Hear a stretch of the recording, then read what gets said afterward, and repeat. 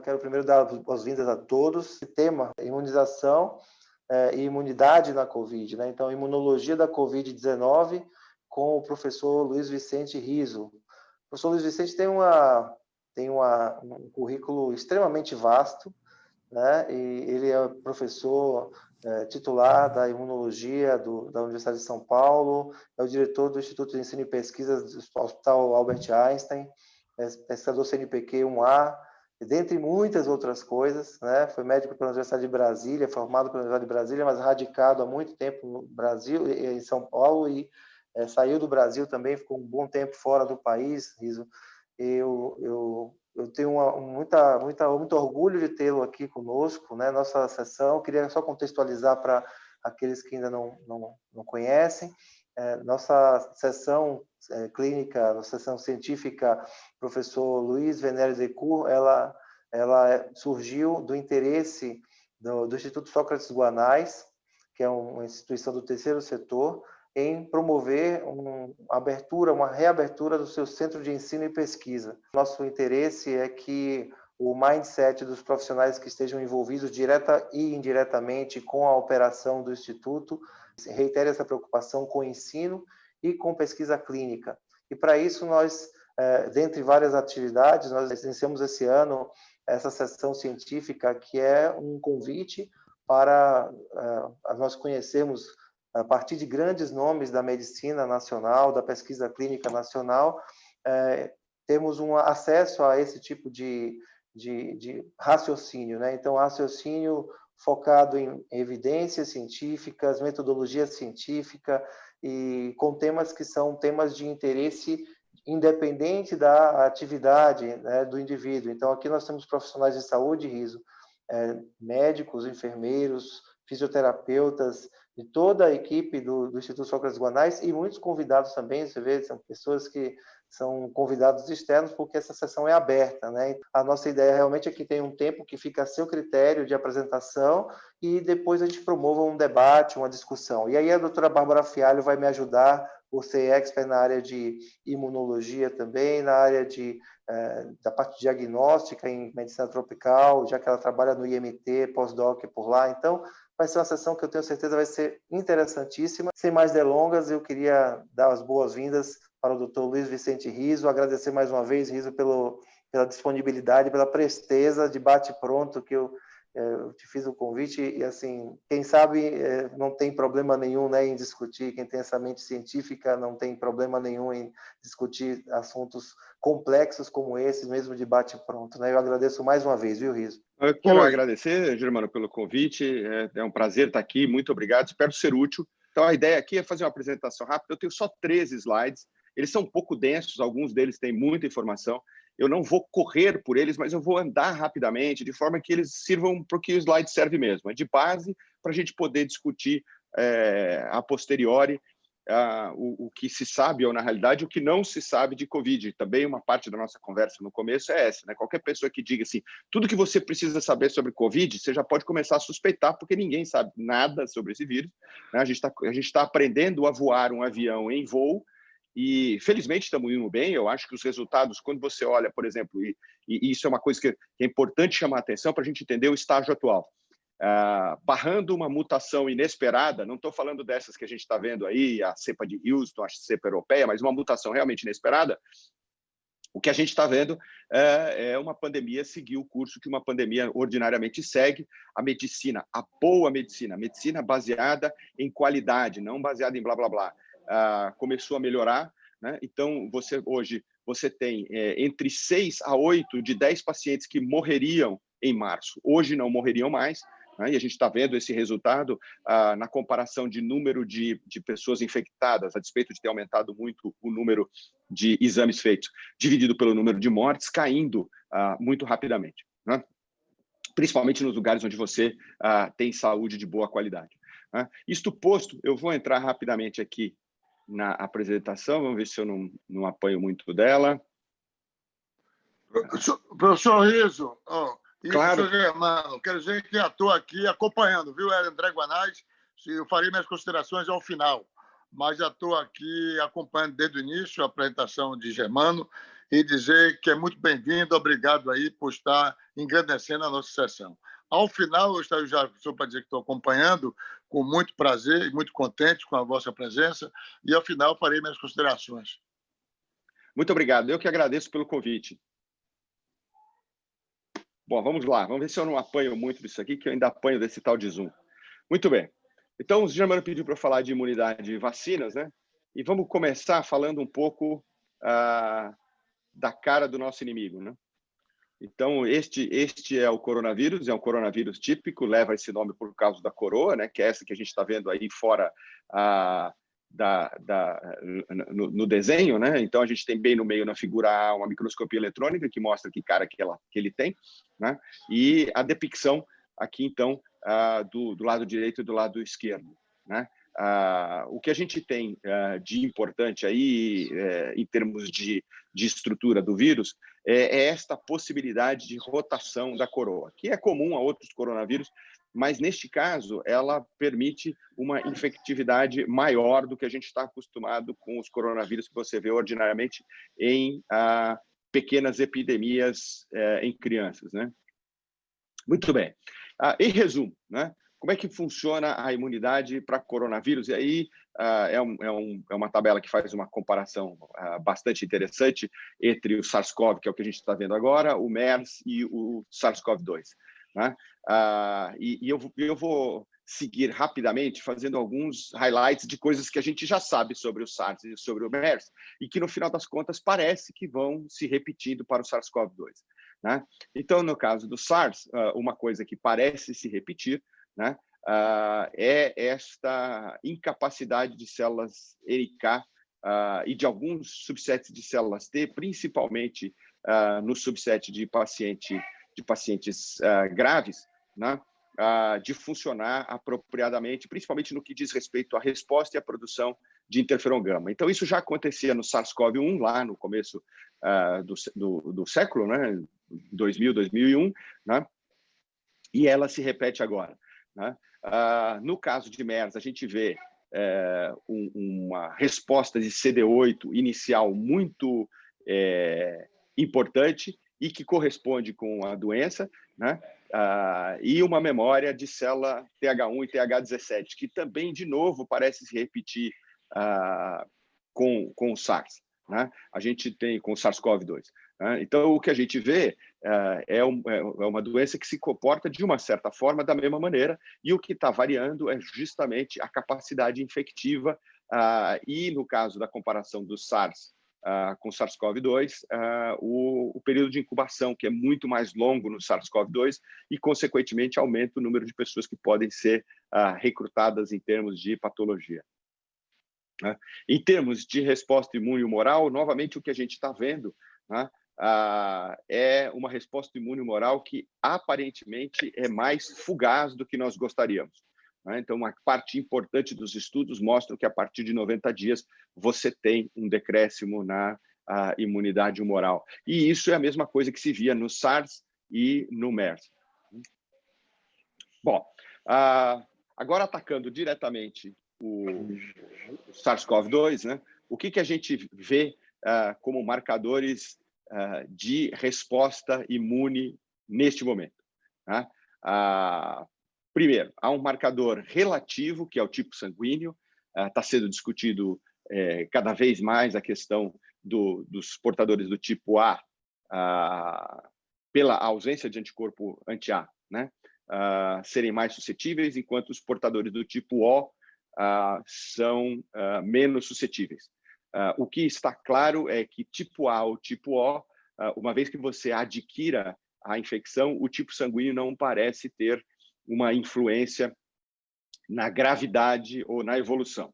Realmente há uma preferência relativamente significativa para indivíduos do tipo A. Inicialmente, isso estava subscrito ao fato de que esses estudos foram feitos, na sua grande maioria, na Ásia, principalmente na China, onde o tipo A é dominante, e, portanto, você tem um viés de seleção e um difícil controle para o tipo O, mas isso se repete em estudos feitos fora da China. Inclusive, nós acabamos de publicar um trabalho, faz um mês e pouco, mostrando que há uma prevalência maior de tipo A nos doadores de plasma convalescente, para o nosso estudo de plasma convalescente, e como não há nenhuma associação entre o tipo sanguíneo e a sua vontade de doar sangue, nós associamos isso realmente a uma infecção maior do tipo A. A despeito de ser uma associação inversa, ela tem alguma validade, nós estamos agora com mais de 600 doadores, esse é um valor muito significativo.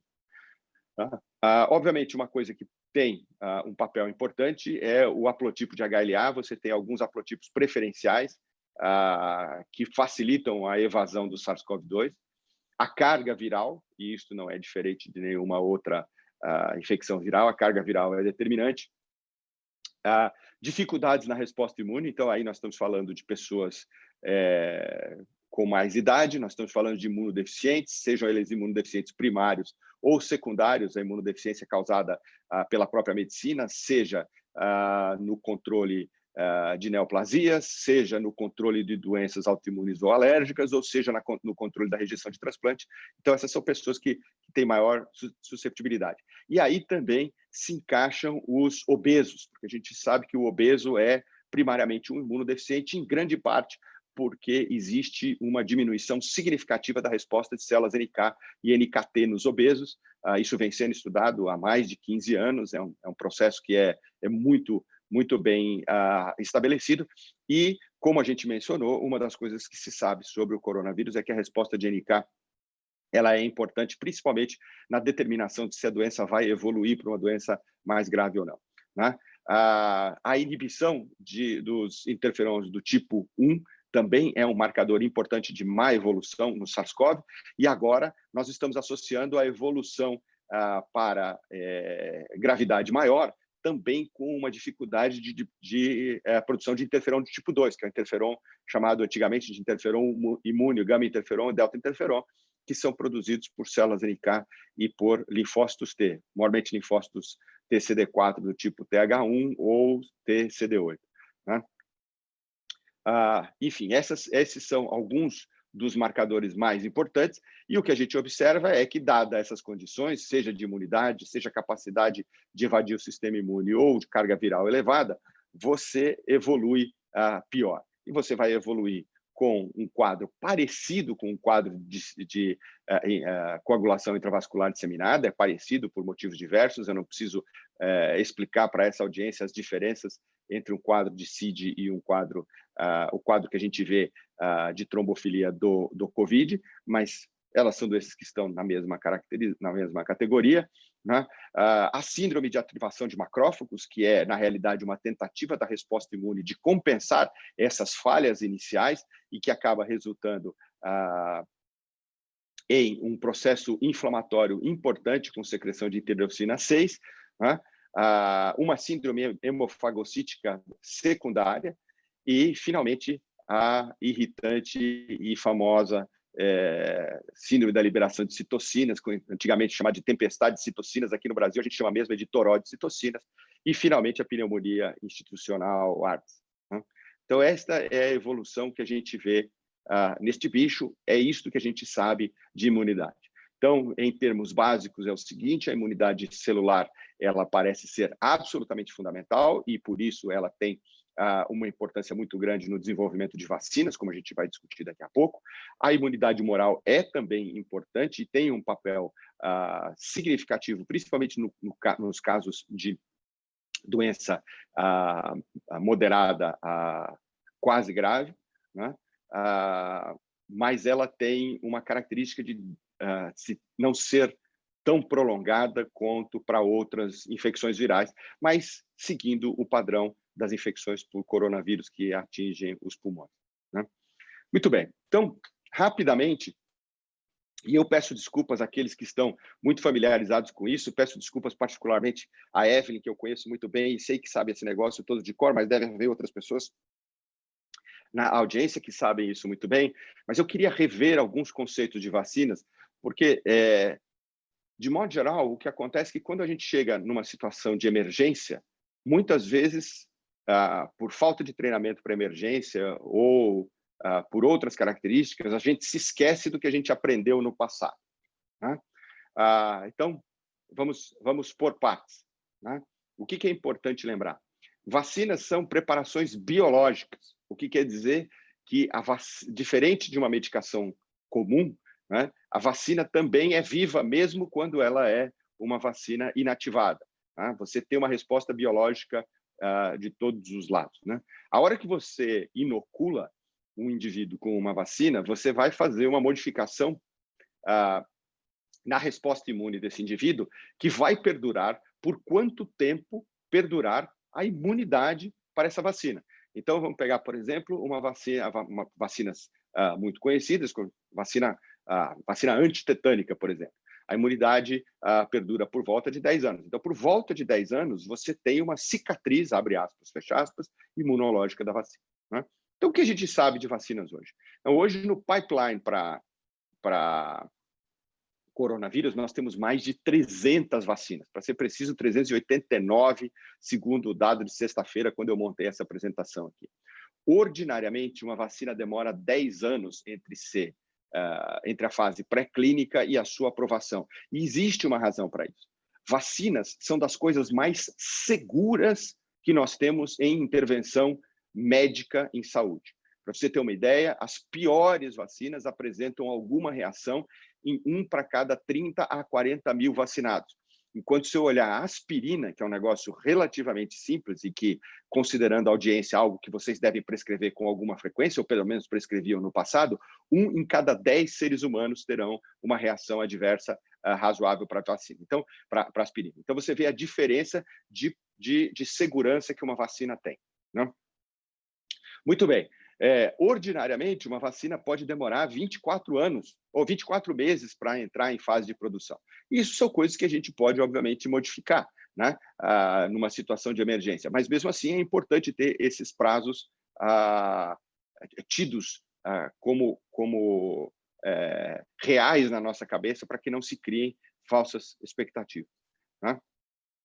Quando a gente olha para vacinas, a gente pode olhar para vacinas sobre duas óticas, as vacinas que são atenuadas, ou seja, aquelas vacinas de patógenos vivos, mas que são modificados de forma que eles fiquem menos ou não patogênicos. Então, toda vez que a gente fala de uma vacina atenuada, a gente está falando, por exemplo, da BCG, o bacilo de Calmette-Guerin, que é uma forma atenuada de micobactério, a vacina da varíola, que felizmente nós não usamos mais, e não usamos porque eu vivo dizendo isso toda vez que alguém fala dos grandes ganhos que alguma área da medicina teve, eu sempre lembro as pessoas que a única área da medicina que erradicou uma doença da face da Terra foi a imunologia com a vacina para a varíola. Né? Mas também são vacinas atenuadas da cólera, varicela zoster, rotavírus e dengue. Né?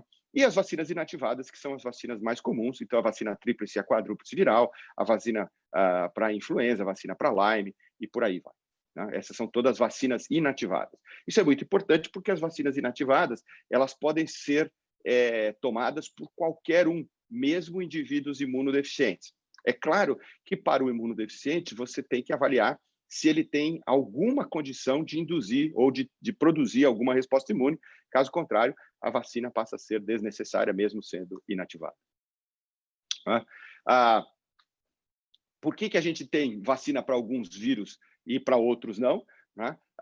O principal aspecto que define isto é a capacidade do vírus de evadir a resposta imune, seja com mutações seletivas, seja com uma capacidade de atuar diretamente na resposta imune. E aí a gente claramente tem que se lembrar do HIV, que é um vírus com o qual nós vemos convivendo, infelizmente, desde a década de 80 do século passado, e ainda não conseguimos desenvolver uma vacina. Né? Aqueles vírus que são mais fáceis, e aí a gente tem o sarampo, a cachumba, a rubéola e, obviamente, a varíola, né? São vírus onde, em primeiro lugar, a imunidade é protetora, duradoura, altamente eficiente e primariamente voltada para a imunidade humoral. Nós somos muito bons de fazer, nós, os seres humanos, de fazer vírus que induzem respostas humorais efetivas. Nós não somos tão bons para fazer vacinas que induzem respostas celulares efetivas. Tá? Então, vírus onde a resposta humoral é importante, como sarampo, cachumba e rubéola, a gente faz vacina fácil e eles vão muito bem. Vírus que tem outros tipos de resposta já são um pouquinho mais diferentes. E aí, infelizmente, a gente tem os coronavírus, os 4 ou 5 que estão em circulação entre a gente, além do SARS-CoV-2, nessa segunda categoria, onde é mais difícil de fazer vacina, né? Nós temos aí, na corrida para o SARS-CoV, eu queria chamar a atenção para um conjunto de coisas, né? Então, é um vírus relativamente pequeno, com um genoma com aproximadamente 30 mil pares de bases, né? 70%, 75% idêntico ao SARS, então isso também ajuda, porque você pode partir dos modelos originais. Os modelos de experimentação, neste caso, têm que ser modelos que mimetizam o sistema imune humano. Você não consegue reproduzir em camundongo, né? Em macacos mesmo, a doença é muito leve, então todas as fases pré-clínicas têm que ser feitas olhando apenas a infecção aguda, né? E você tem utilizado aí uma série de vetores, eu vou falar disso daqui a pouco, desde vetores replicantes como base da vacina, até vetores não replicantes, principalmente os adenovírus que a gente tem visto tanto aí, porque eles fazem parte de 2 ou 3 vacinas que estão na frente na corrida. E a gente também tem visto algumas coisas novas, como as vacinas baseadas em RNA e DNA e as vacinas de subunidade recombinante. E aí eu vou reservar alguns segundos para fazer um comentário sobre isso depois.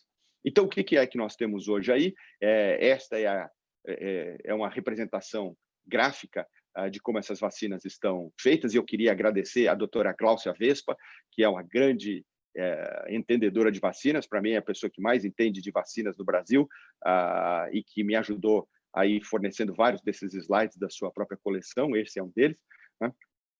Então, a gente pode ver que a gente tem um número de vacinas inativadas ou atenuadas, a gente tem usando o próprio vírus, SARS-CoV-2, a gente tem vacinas usando vetores virais que incorporam antígenos do vírus, sejam elas replicantes ou não replicantes. A gente tem algumas vacinas usando ácido nucleico, DNA ou RNA, mais RNA do que DNA.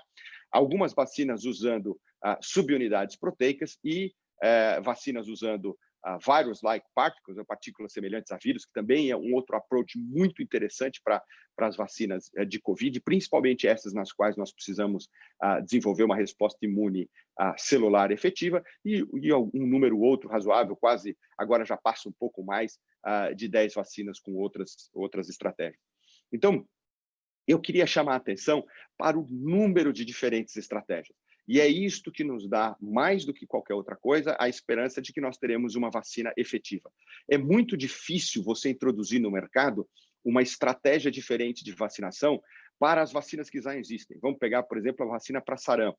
Ela é uma vacina barata, extremamente eficiente, de fácil manipulação e, portanto, você tentar introduzir uma nova tecnologia, como uma vacina baseada em RNA ou em DNA, ou mesmo uma vacina com vetor viral replicante ou não replicante, ela terá dificuldade de competir com um produto que é muito melhor, já existente, estabilizado e que todo mundo conhece. No caso do SARS-CoV, ele nos apresenta a possibilidade justamente de trazer estas novas estratégias, que são estratégias importantes e que estavam aí nas prateleiras da ciência, para que nós possamos, então, resolver uma questão que não tem solução próxima. E, como eu disse, a minha maior esperança como imunologista e olhando as circunstâncias que se apresentam nesta pandemia particularmente, é de que as vacinas com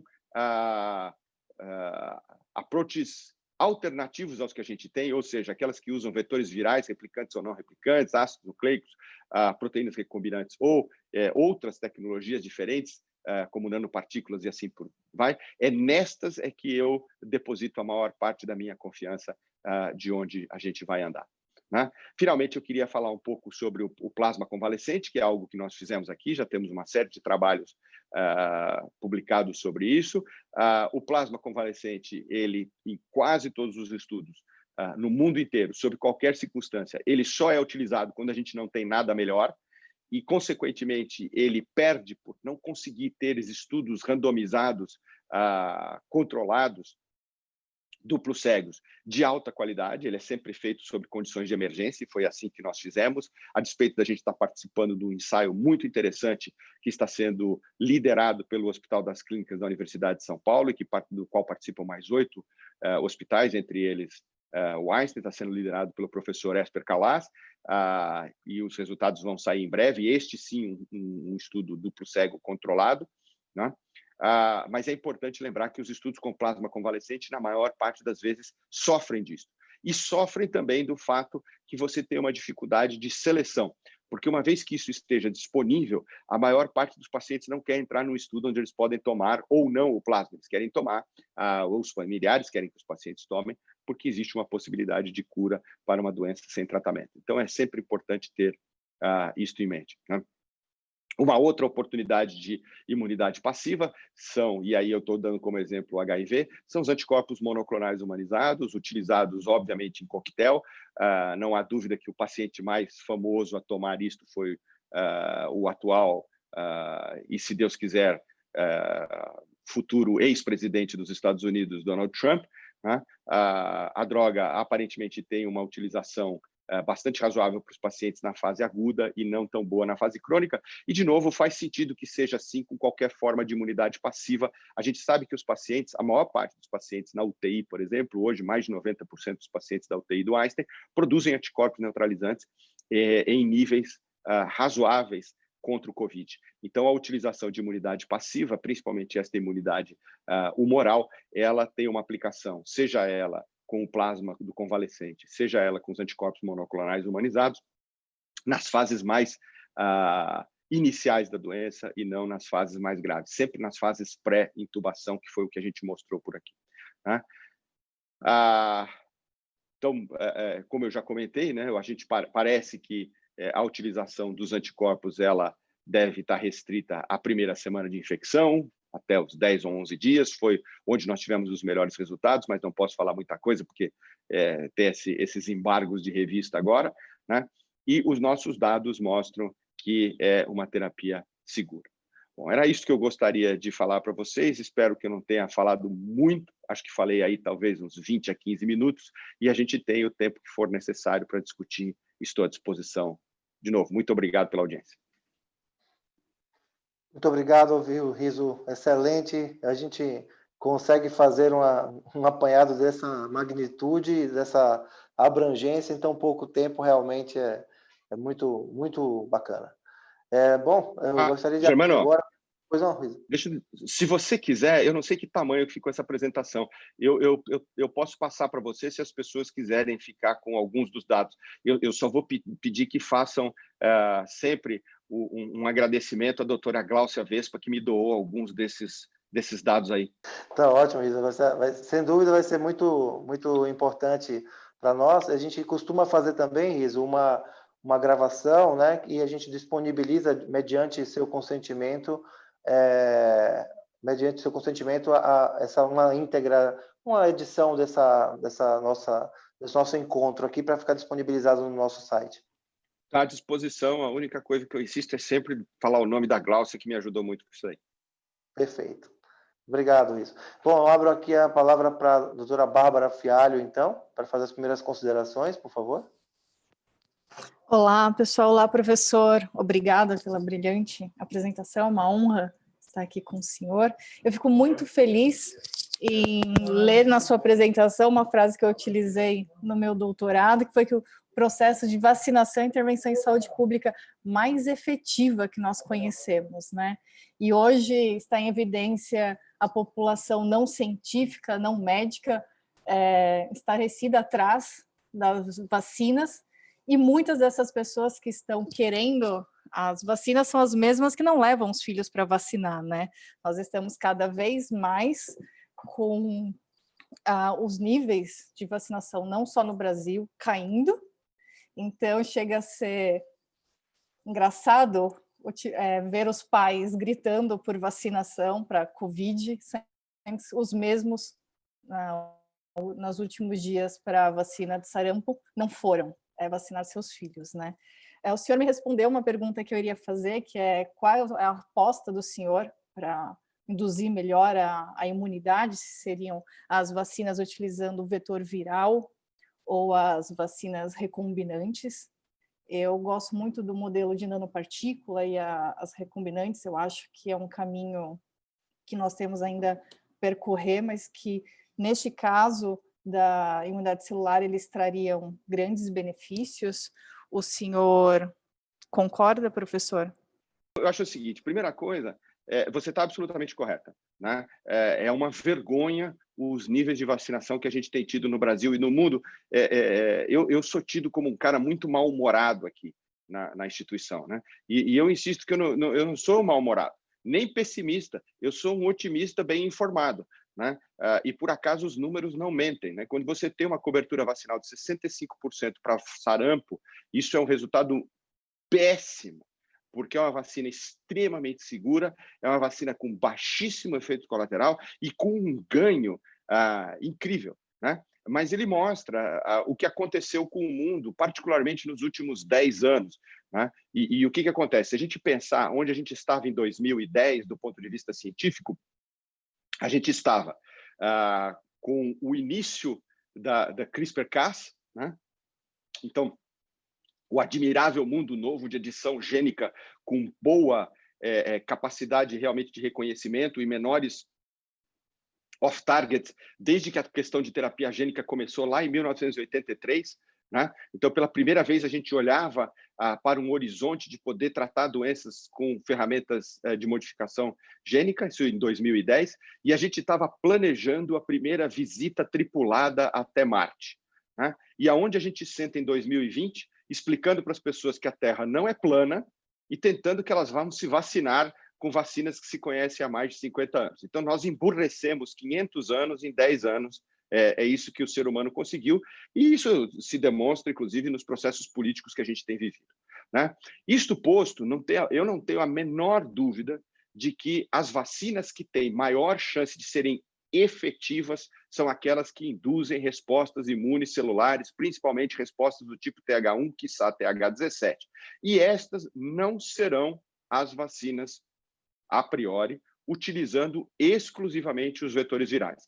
A menos que você faça modificações. Há vacinas, por exemplo, com vetores virais, utilizando como coadjuvantes ou como adjuvantes, além do alúmino, né, indutores ou receptores para TLRA4 e TLRA9, o que permite, então, um aumento da resposta imune celular. Eu não tenho dúvida que uma vacina que não induza resposta imune celular não será efetiva para controlar essa pandemia, pelo que a gente sabe da imunidade que se desenvolve. Esta é a primeira coisa que eu gostaria de chamar a atenção. A segunda é que, infelizmente, isso a gente já sabe de outras vacinas, as vacinas que induzem resposta imune celular também são aquelas que dão mais efeitos colaterais a curto prazo, tá? E que têm maior chance de dar efeitos colaterais graves. Eu acho que, além delas poderem gerar efeitos colaterais graves, são vacinas potenciais de duplas doses, né? Uma, duas, 3 doses. Então, nós já temos dificuldade de levar a população geral para tomar uma dose, quando a intenção de todo imunologista, principalmente trabalha com vacinação, é diminuir a ida do paciente ao centro de imunização, né? Então, são vacinas potenciais, mas que esbarram nessas problemáticas, né? De 2 ou 3 idas para ter 2 doses, 3 doses, além de poderem dar efeitos colaterais graves. Não tenho a menor dúvida que a vacina que a gente sempre almeja é uma vacina de uma dose, de administração oral, de cobertura de 100% e com um bicho morto, porque assim os imunodeficientes podem tomar também.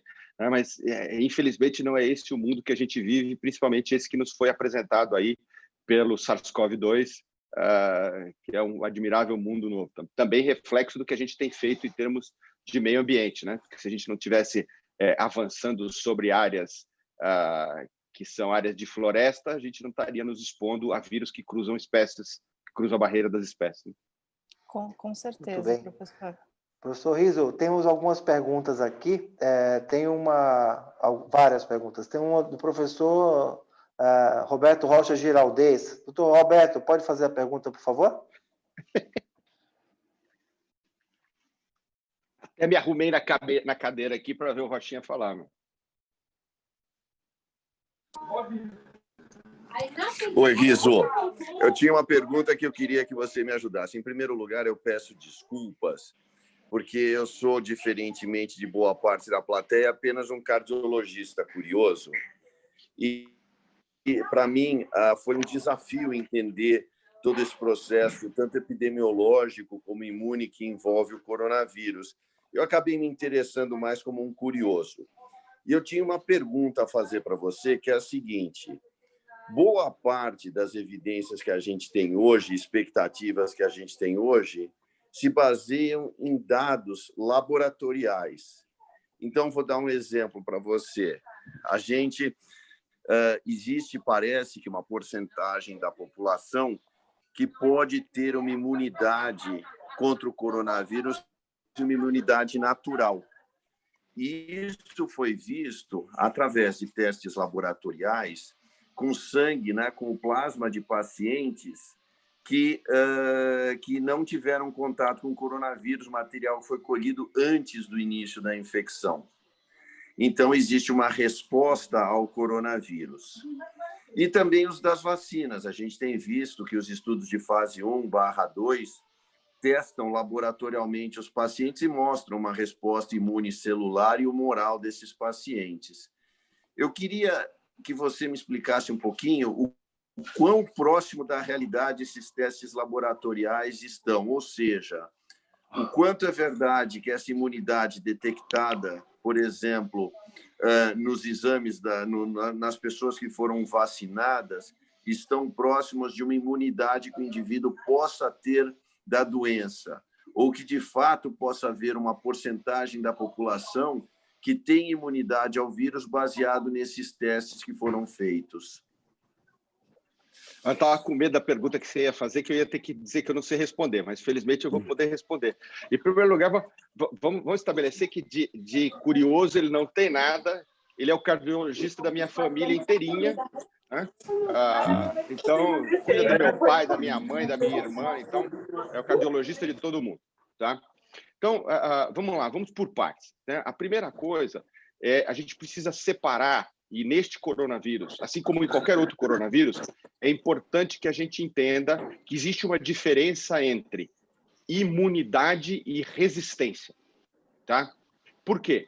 Porque existe uma possibilidade bastante razoável, pela maneira com que as curvas epidemiológicas se assentam, de que haja um número de pessoas, assim como há para outros coronavírus, para os coronavírus que não são o novo coronavírus, que são resistentes à infecção.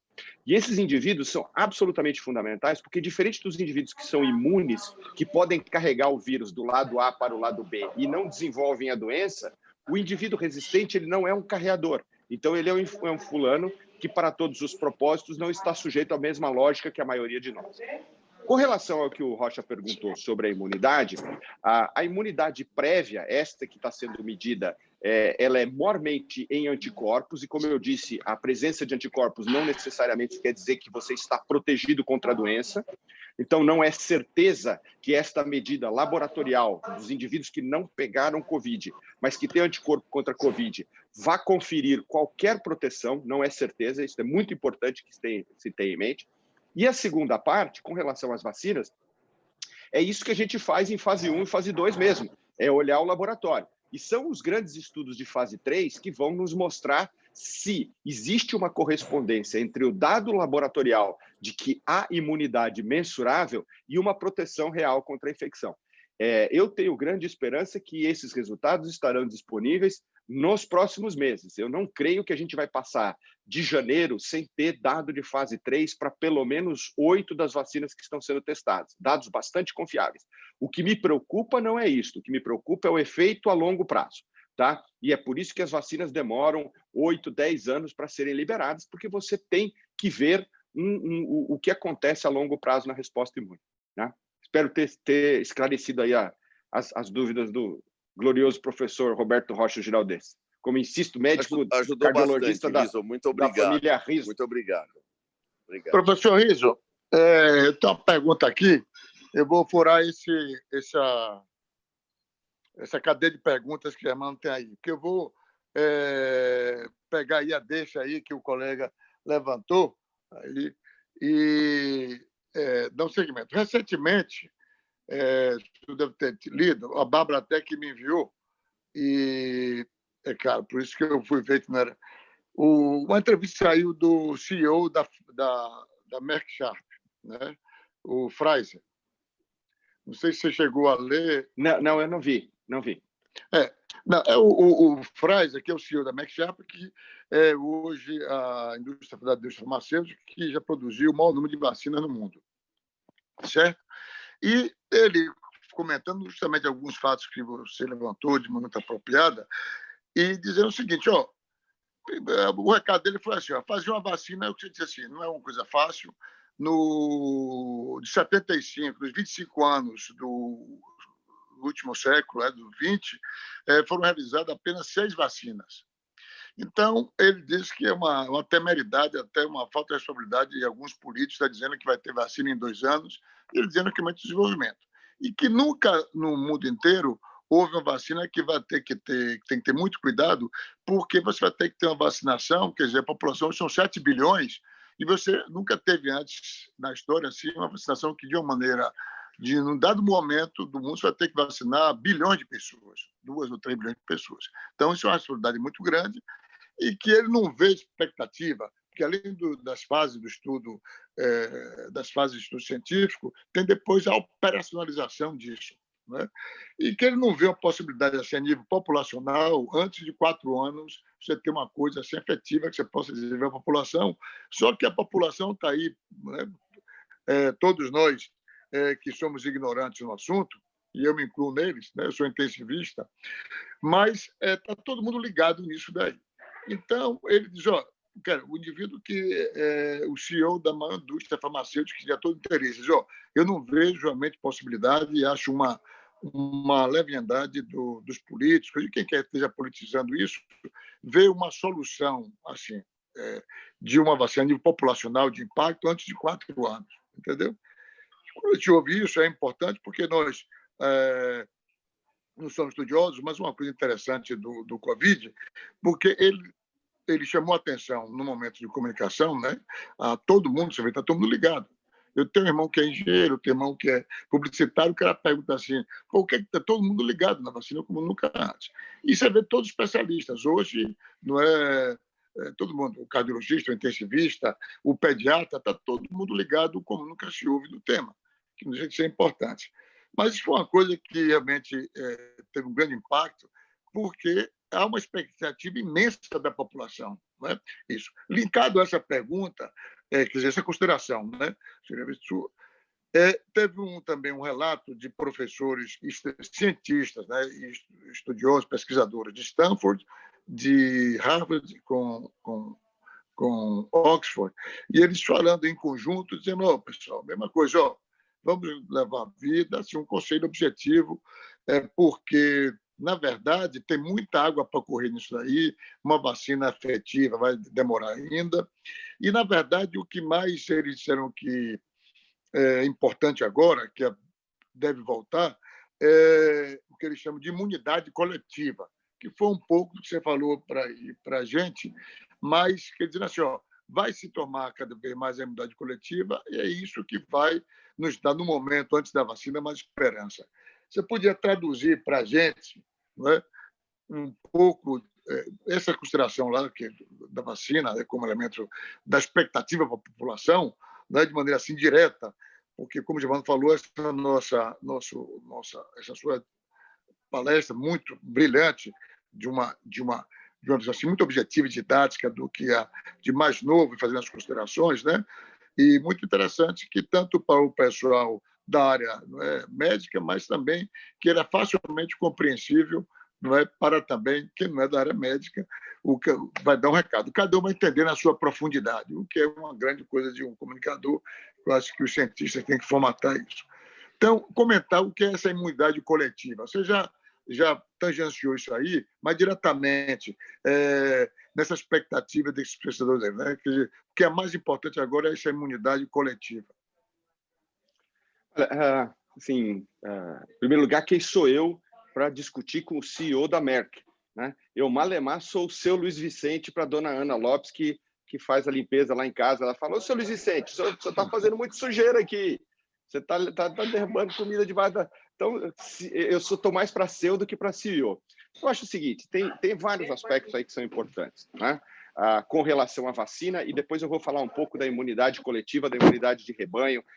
Eu acho que tem até uma pergunta sobre imunidade de rebanho aí, tá? Em primeiro lugar, que é importante a gente ter em mente, e eu disse isso logo no começo, né? Quem diz que sabe o que está falando sobre esse vírus está mentindo já de largada. A gente não sabe, a gente está aprendendo conforme o negócio no jogo, né? A gente está aprendendo, botaram a gente para jogar e a gente não sabia quem era o ponto esquerda do outro time, quem jogava no goleiro. Então, tá tudo muito... Estamos aprendendo. E, como eu disse, estamos aprendendo muito bem.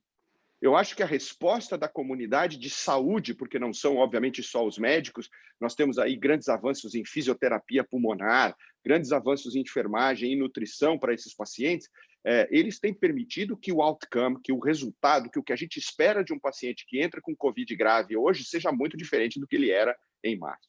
Né? Esta palavra sendo dada de um pouco mais de confiança, não há a menor dúvida que haverá dificuldades para ter uma vacina efetiva. Né? Eu não tenho a menor dúvida que é uma irresponsabilidade prometer vacinas. Né? E ontem, por acaso, eu estava falando numa live para artistas, né? Para falar um pouco da volta dos shows e tal, e uma das coisas que eu chamei a atenção é que cientista deve fazer ciência e político deve fazer política.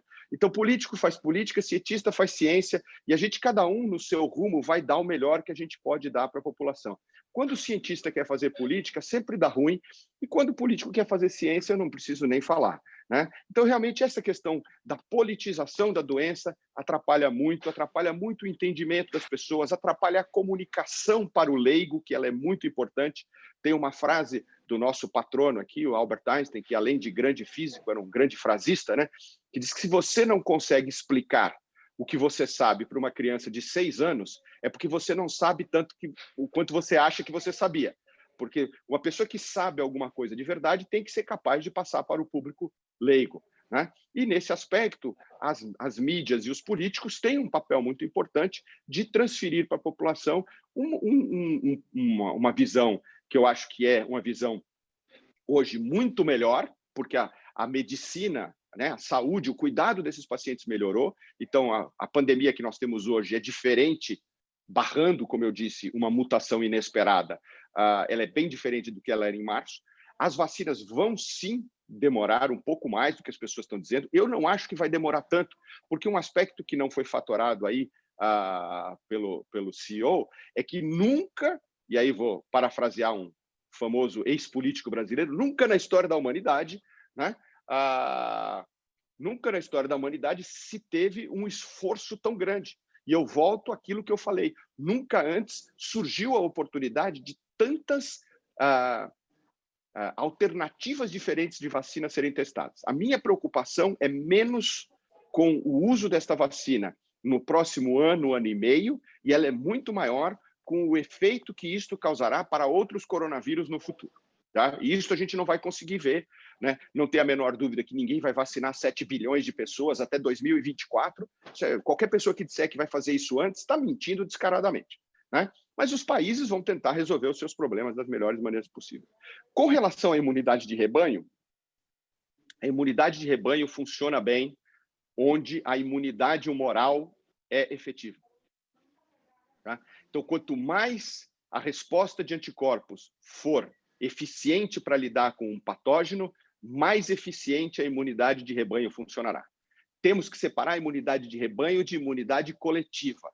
O que é imunidade coletiva? É quando há um número razoável de pessoas capazes de responder ao vírus, ou seja, aqueles indivíduos que, mesmo não sendo completamente resistentes, não serão capazes, por exemplo, de carregar uma carga viral para o próximo que seja grande o suficiente para infectá-lo. Tá? Então, esta imunidade coletiva, nós estamos caminhando para ela. É muito possível que, insisto, desculpe por eu parecer um disco quebrado, e obviamente só as pessoas de cabelo branco na audiência saberão o que um disco quebrado quer dizer, né? Parecer um disco quebrado com esse negócio, barrando uma mutação canônica inesperada do vírus, tá? Que são raras na biologia, porque a natureza, de modo geral, tenta evitar essas coisas. Né? Barrando uma mutação canônica, é muito provável que nós cheguemos a uma imunidade coletiva, que é diferente de imunidade de rebanho, antes que a vacina esteja disponível para todo mundo. Essa é a minha opinião e eu acho que razoavelmente bem embasada. Eu tenho várias perguntas aqui, eu vou tentar contemplar, porque tem algumas que já foram respondidas e outras que são ganchos, eu pegaria como ganchos do que você já começou a falar. Então, basicamente, em relação ao Carl Friston, que é um cientista, neurocientista, mas ele é especialista em curvas epidemiológicas, e ele afirmou lá atrás, acho que em abril ou maio, em que ele menciona uma tal matéria escura da Covid, que teria provavelmente algo a ver, uma analogia com a cosmologia, né, com a matéria escura, em que você tem um corpo celeste que não é visualizável, mas pelo desvio do formato da onda e das emissões de radiação daquela região, você sabe que existe, mas você não consegue enxergar.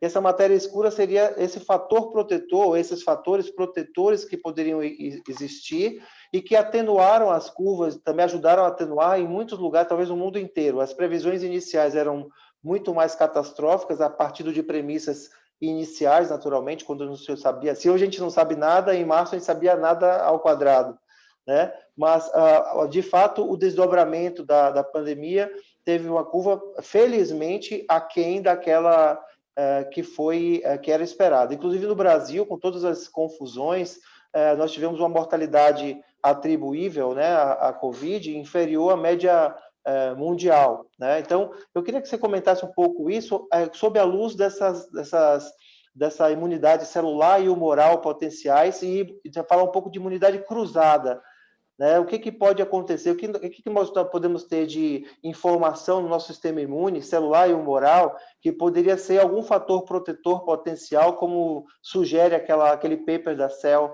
né? Então, outra coisa que falaram nessa mesma linha, falou-se muito sobre o potencial da vacina BCG como sendo um fator protetor potencial. Foi feito algumas investigações na Suécia, na Holanda e na Alemanha, e enfim, eu queria ver se você poderia me elucidar a respeito disso. E, finalmente, também pegando essa questão da imunidade de rebanho, a prevalência em São Paulo de sorologias positivas, início de julho, aproximadamente, estava em torno de 20% da população de São Paulo, em alguns estudos preliminares, né, com uma amostra pequena, mas com 20% de pessoas potencialmente já sido expostas, né, que era basicamente 8 vezes mais do que estava notificado pelo RT-PCR. E naquela época já havia um R0 menor que 1, uma taxa de contaminação já estava em queda, aparentemente. Queria ver se tudo isso está conversando tem a ver uma coisa com a outra, por isso que eu fiz uma pergunta mais ampla. Vamos lá. Então, a primeira coisa é o seguinte, e eu vou retornar um pouco àquela pergunta que o Rocha fez. Tá?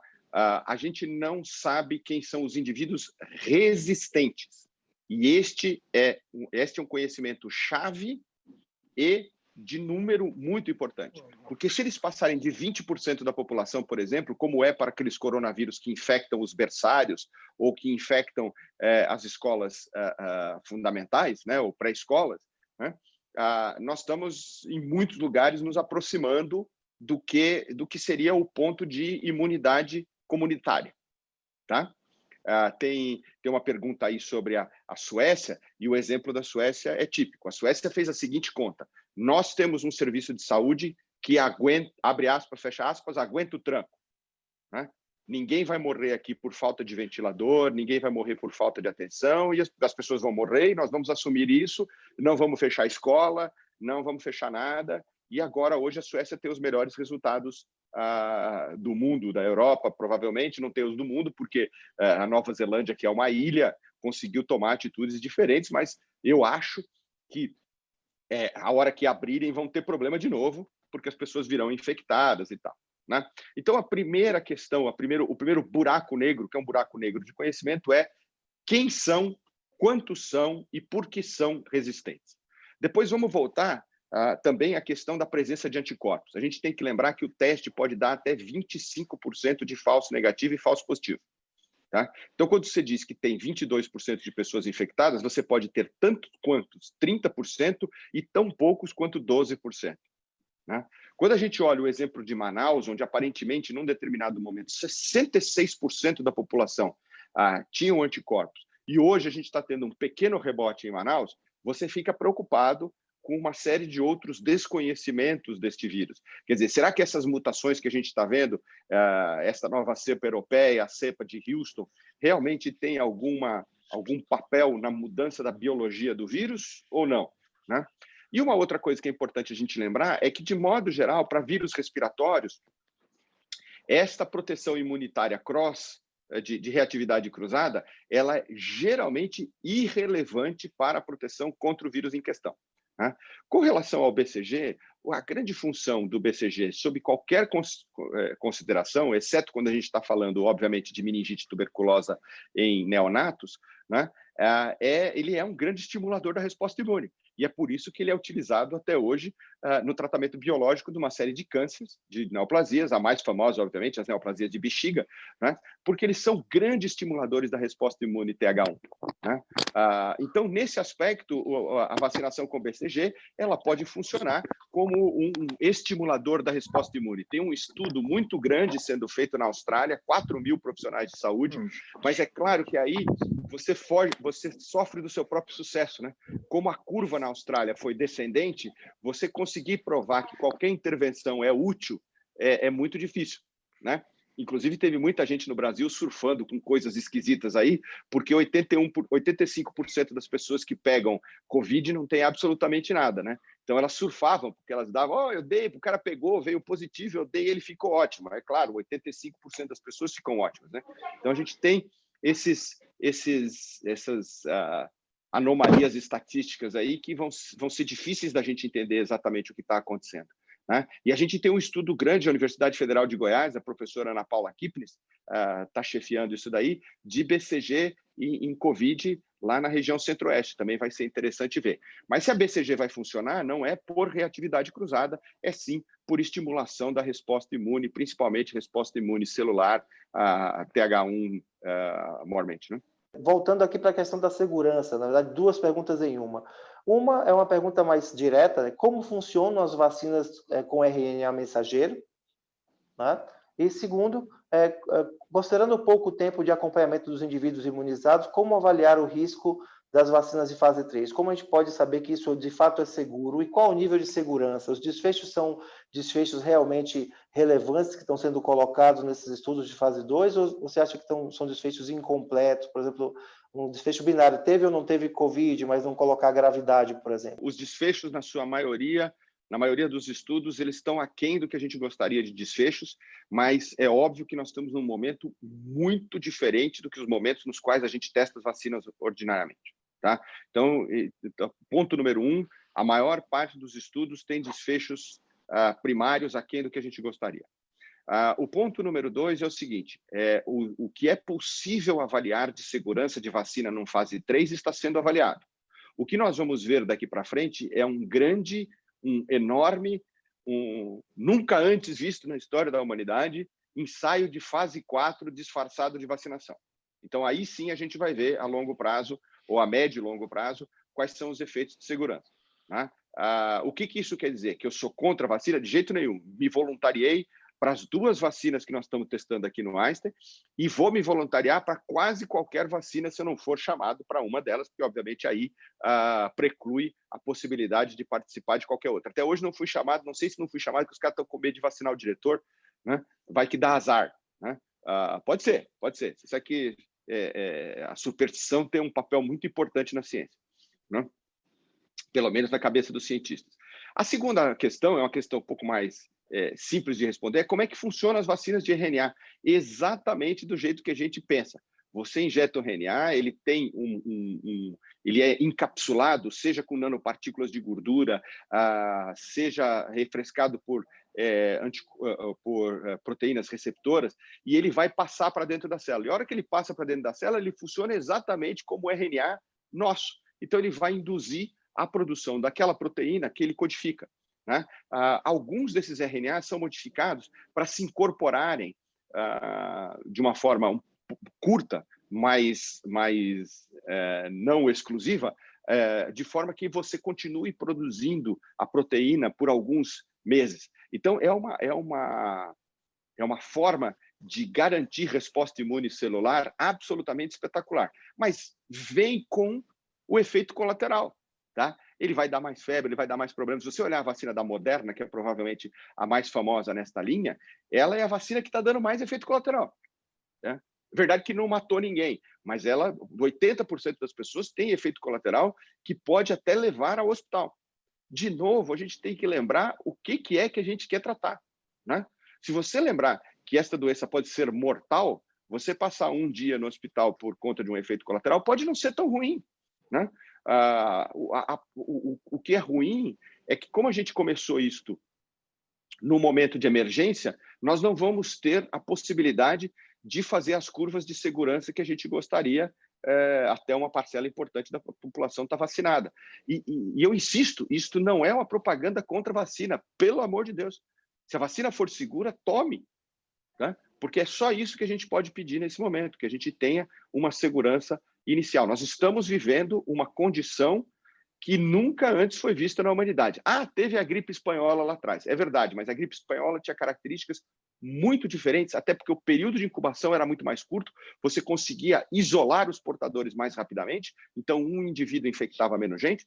E, em segundo lugar, nós vivíamos um momento social da humanidade muito diferente.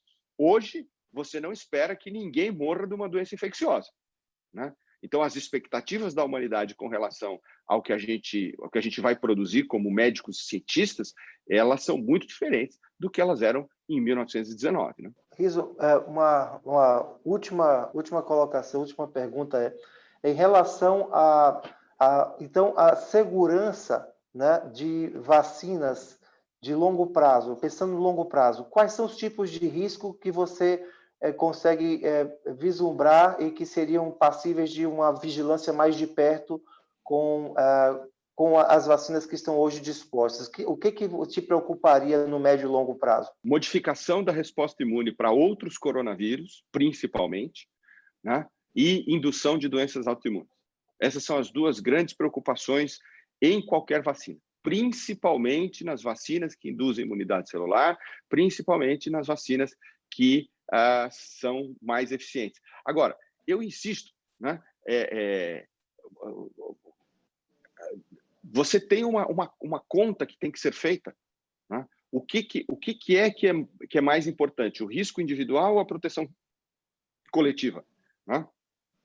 O que nós dispomos hoje é de uma série de informações e nós vamos ter que trabalhar com elas. Não tem jeito.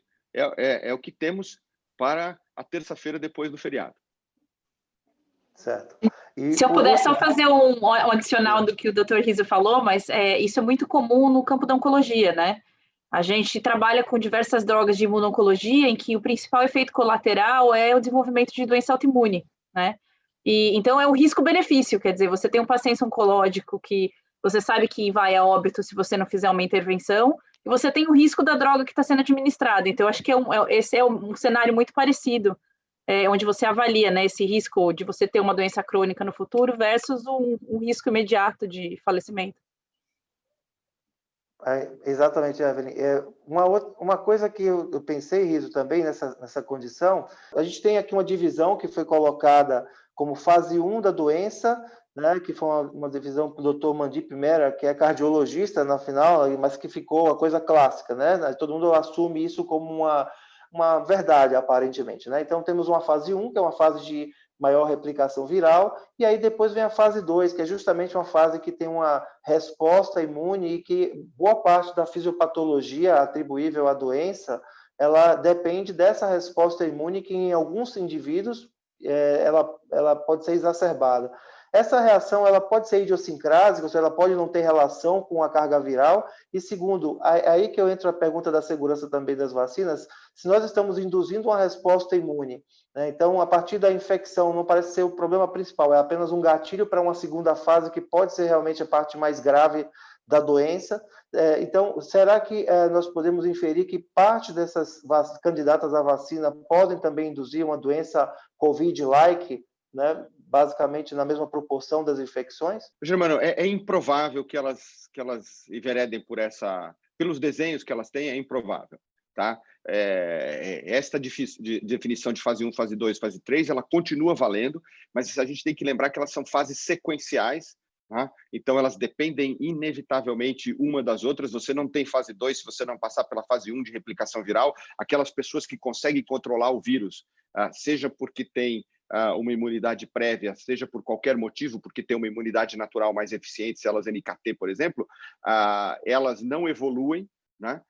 E você as vê por aí. Né? Então, o que a gente tem é isso. Eu acho que a maior preocupação mesmo com a vacina é modificação de resposta para outros coronavírus, principalmente em crianças, e, finalmente, a questão das doenças autoimunes. Eu não me preocuparia com uma alteração do curso da doença COVID em si, porque, até o momento, todo conhecimento que a gente tem sobre COVID não sugere que sejam padrões esotéricos de resposta imune que deem problema, como, por exemplo, a dengue. A dengue, sim. A dengue é um padrão esotérico de resposta que leva à dengue hemorrágica.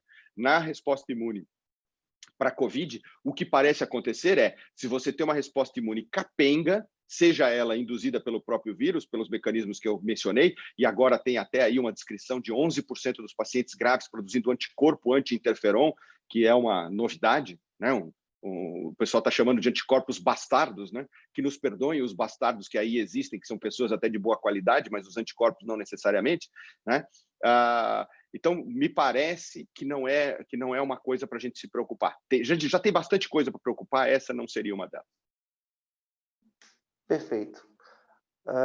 Eu queria agradecer demais, viu, Riso, pela sua disponibilidade, pela razão do seu tempo. Peço desculpas por invadir seu tempo. Eu sei da tua ocupação. Eu queria agradecer mais uma vez a presença de todos, foi uma participação recorde. Nós temos vários pontos aqui que nós temos vários colegas reunidos, então foram 85 pontos aqui na minha continha, mas na verdade é extensível para quase 300 pessoas que você falou. Para nós é muito importante essa participação sua, desse evento nosso, nessa nossa sessão científica. Agradeço mais uma vez pela parceria, pela amizade, e eu gostaria de encerrar a sessão. Se o doutor André Guanais quiser fazer mais alguma colocação, algum agradecimento, fica agradecer a Bárbara Fialho também pela participação como debatedora. Obrigada. E a todos os colegas. Doutor André, se quiser fazer alguma colocação. Quero sim. Primeiro, agradecer imensamente, viu, ao professor Vicente Riso. Foi realmente uma apresentação brilhante, viu? Como disse o Germano, com participação de 85 pontos, temos pontos aí com 4, 5, todos os nossos, a maioria dos nossos auditores estão participando, isso. Como o Germano falou no início, essa nossa sessão, professor Luiz Venere de Cu, realmente tem esse elemento de... nós hoje, a comunidade do ISG, somos 5.880 colaboradores, desses quais 1.500 são colegas médicos, fora os colegas, como você mesmo falou, que têm contribuído muito, a fisioterapia, a enfermagem, os farmacêuticos, né? Todos os colegas, aí, em homenagem também aí a Bárbara, os biólogos, todos aqueles que nessa grande cadeia têm corajosamente cumprindo o seu papel da assistência na frente, no dia a dia, os professores, os acadêmicos que levam a mensagem, e de base os cientistas. Essa é a base do Instituto, e acredita nesse trinômio de assistência, ensino, pesquisa e extensão, que é o elemento da universidade. Então, foi uma apresentação muito interessante, porque trouxe, o que eu sempre digo isso, o que você falou do Einstein, gente, você explicar e poder levar. A ciência tem que se aproximar da população. Eu acho que nunca também a gente teve, hoje, outro ponto importante, você falou, as considerações sociais, nunca o mundo esteve tão ligado, né, com a comunicação. Na época da gripe espanhola, quer dizer, o mundo não se comunicava, né? Quer dizer, não é essa comunicação, hoje você tem real time aqui, quantas pessoas participando, qualquer um poderá estar vendo, depois essa apresentação vai ficar, aqueles que não puderam assistir, como todas as outras, estão no site, estão no nosso site, nosso Face, estarão aí disponíveis. Então, agradecer imensamente, porque foi realmente muito objetiva, muito elucidativa, extremamente didática e, com certeza, foi uma grande contribuição. Quero agradecer a colega que contribuiu muito, quero agradecer, que você me falou, Gláucia Vespa, não é isso?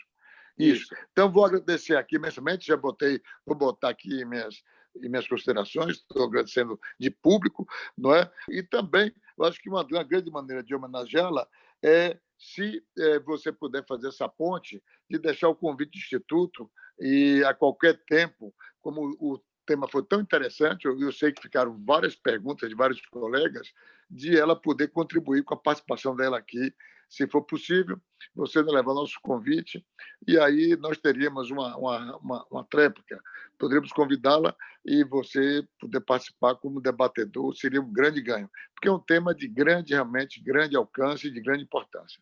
Muito obrigado pelo convite. Vou passar, então, o contato da Gláucia para o Germano e estou à disposição de vocês. Muito obrigado por tudo, obrigado pela audiência, é um prazer vê-los aí. Muito obrigado, Obrigada, Riso. professor. Um abraço grande, viu? Muito obrigado de verdade.